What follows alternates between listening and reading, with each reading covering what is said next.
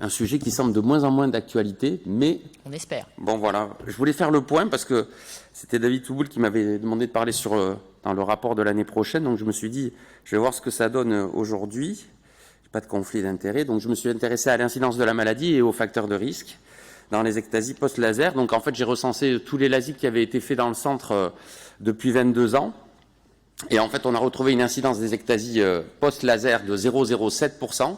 Et on pourrait appeler ça des ectasies post-LASIK parce qu'en fait, on n'a pas eu d'ectasie sur PKR en 22 ans.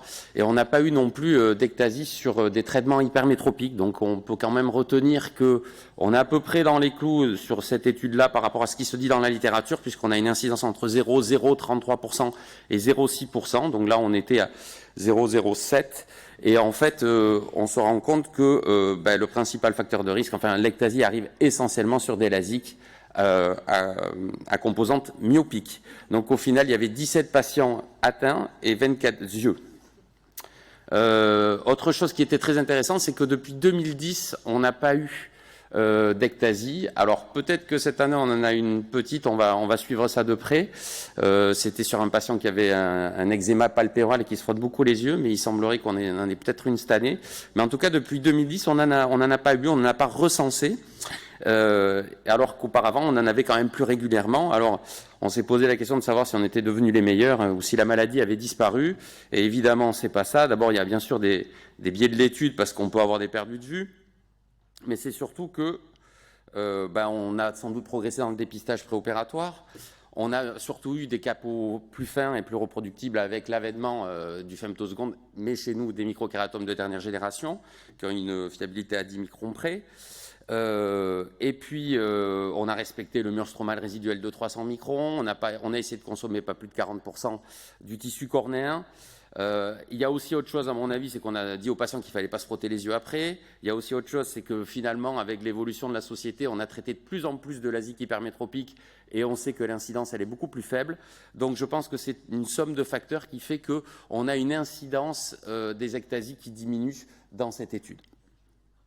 J'ai repris toutes les topographies des patients qui avaient été atteints d'une ectasie et c'est toujours facile de critiquer après, mais j'aurais dit que sans doute que cette topographie-là aurait dû nous alerter davantage et on n'aurait pas dû faire un LASIK. Et je dirais que sur celle-là, rétrospectivement, même si on n'avait pas perdu d'enantiomorphisme, on avait quand même une cornée un peu trop bombée. Et bon, voilà, on peut considérer qu'il y avait quelques anomalies. Je me suis après... j'ai regardé un petit peu quels étaient le score de Randleman sur tous ces patients pour savoir si on aurait dû éviter d'opérer ces patients. Le Randleman, je vous le rappelle, ça prend en compte l'âge, le degré d'amétropie, la pachymétrie initiale, le mur stromal résiduel et les anomalies topographiques. Et en sachant que quand on est au-delà de 3 dans ce score de Randleman, il est déconseillé de réaliser un LASIK. Et en pratique, il y aurait eu seulement un seul patient qui n'aurait pas été opéré en regardant ce score, et ça aurait été essentiellement à cause de l'âge.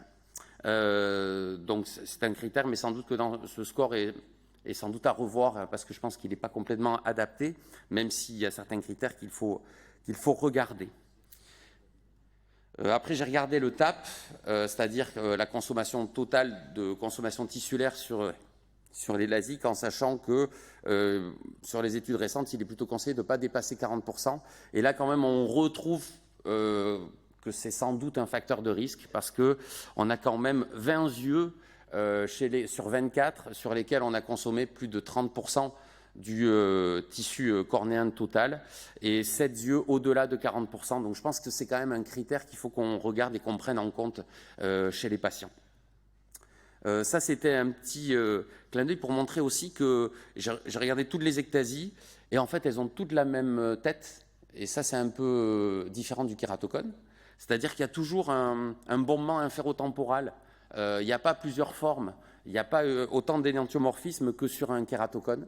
Et ça veut dire aussi que dans le dépistage, on peut regarder le bombement inférieur et surtout la coma verticale, parce que c'est ce qui apparaît en premier.